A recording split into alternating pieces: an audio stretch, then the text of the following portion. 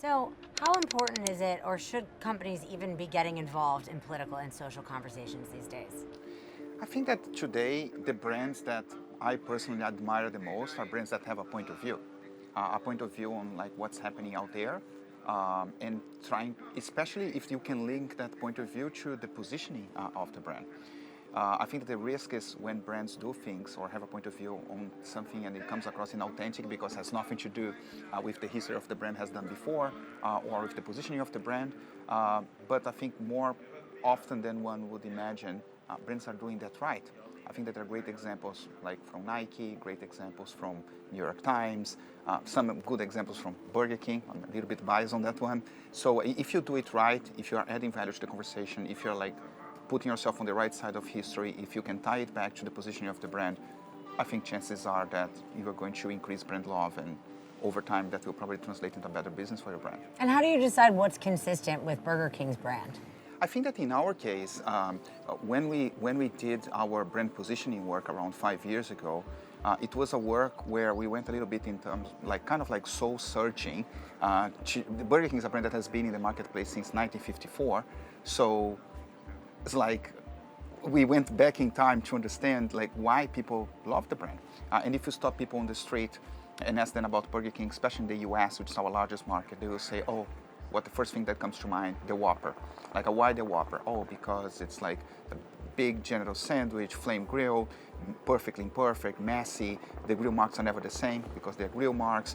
What else about Burger King? They talk about have it your way, which has to do with the respect for individuality. They talk about the fact that we put the crown on everyone's head.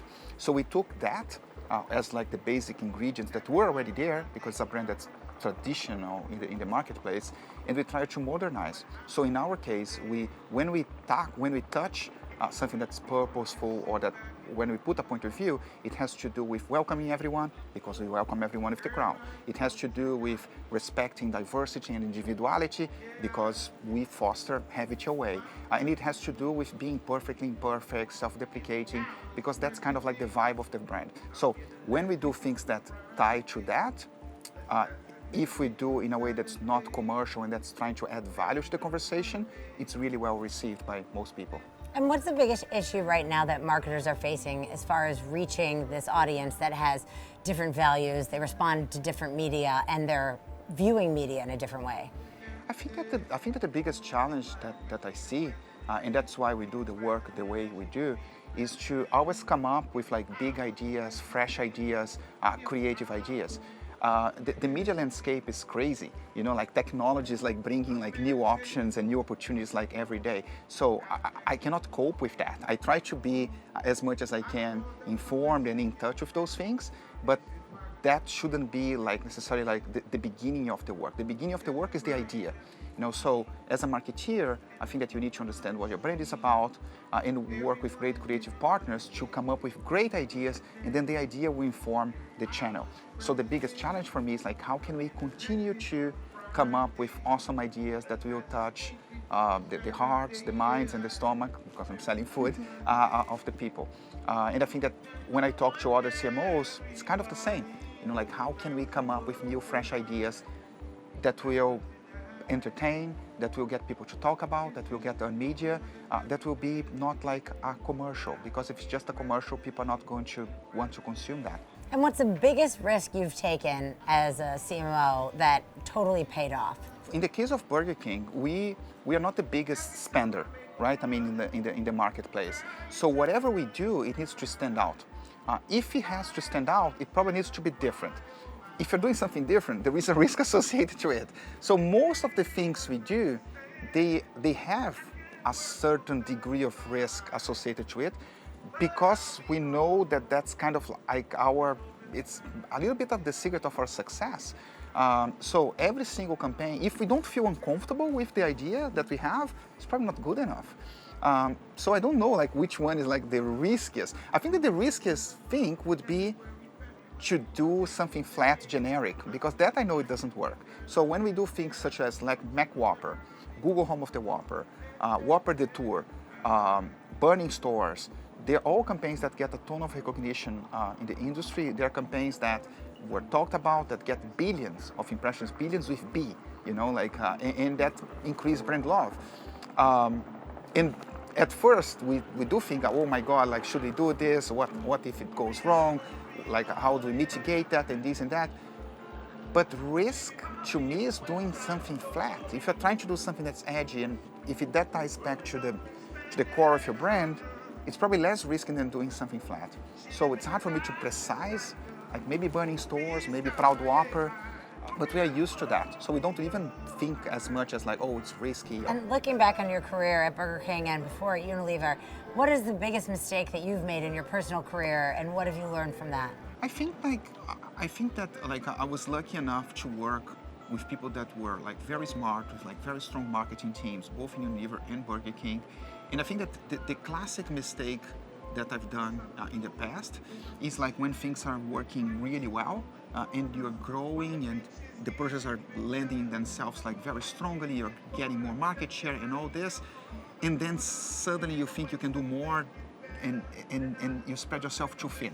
You know what I mean? Like, so there were occasions where in Unilever or even at Burger King, like that we, instead of like making sure that our core was like well sustained and had like the proper funding, we spread ourselves too thin and we launched like either like in a new segment or in a new market, and then we didn't invest as much on the core.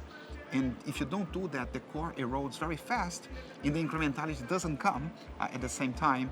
I'm Brazilian. In Brazil, we say that you're playing like the small blanket game. Like you cover your head, your feet are cold. You cover your feet, your head is cold. So if you have to cover something, cover the core first. That was the lesson I've learned when I spread myself or the brand or the budget too thin. Is there a campaign that someone else did that you wish that you had thought of? Oh my God, so many. And it's funny because like most of them are like from friends, like I love the New York Times stuff. Just talking about the stuff that's here this year, right? I mean, David Rubin with Droga 5. I mean, you're interviewing David Droga, right? Mm-hmm. Asking about that, like that's like an amazing company. He's super proud of that one. I spoke to him yesterday by accident. I think like the Nike stuff, I don't know the CMO, but it's just like amazing, the bravery. Viva la Vulva, it's like, I wish I had done that. There's so many, like, and it's just great to be here and see that stuff, and see what's moving the industry. Like, I love advertising. I love this industry. Like the guys that work in our team at BK, same thing. We don't even get jealous, to be honest. Like, we just want people to do well and to come here and to learn and see how we can push ourselves even further in terms of creativity and innovation. And as you push further into the future, what is the future of marketing look like? What will be the biggest changes? I think that like people need to focus, and it may sound very simplistic, but I think people need to focus on big, meaty ideas, and I think that sometimes we get distracted about trends and things that are happening like in a very short term, and shifts and changes and media landscape and programmatic and all that stuff, and we forget that what makes people stick, at least from my perspective, are big ideas. So I think that the future of marketing will be to continue to bring like amazing creativity and innovation to people, and with that, grow your brand, grow your business, and build a long-term relationship with people and brands. And one of the big things that Burger King's doing is the Impossible Burger. Yeah, so we launched the Impossible Whopper in the US, and we are in the process of like rolling that out. I mean, we identified that there was a trend in the marketplace around plant-based, and it's cool because like plant-based, the product is so good, that people cannot really tell the difference between the regular Whopper with the regular patty and the Impossible one. So it's not a niche product. People who eat the Impossible, 91% of the people who eat the Impossible Foods or the Impossible Whopper, they eat beef. Just trying probably like to eat a little bit less beef. So it becomes very mainstream, and that's why it's doing so well. We launched the Rebel Whopper, it's a different name, in Sweden. I think it was last week. It's still like starting, but it's doing well already. It's also plant-based. It's a different partner. It's not with Impossible Foods. But it's like, it's a segment that's probably here to stay, and it will continue to grow. And we are very proud and happy to be like one of the first brands, if not the first brand, that brought that into scale in QSR fast food, especially in the US. And marketing is one of the parts of the company that speaks the most to the consumer. What comes first, the conversation with the consumer or the actual changes in the product? I think it's both. I think that we identified a trend because we are looking at people, right? And then we did the testing and we developed the product and this and that. Always like touch basing with the consumer to make it better, improve, and this and that. And then when we, after identifying the opportunity, developing the product, we launch and we test the advertising and all that, and then we communicate to people.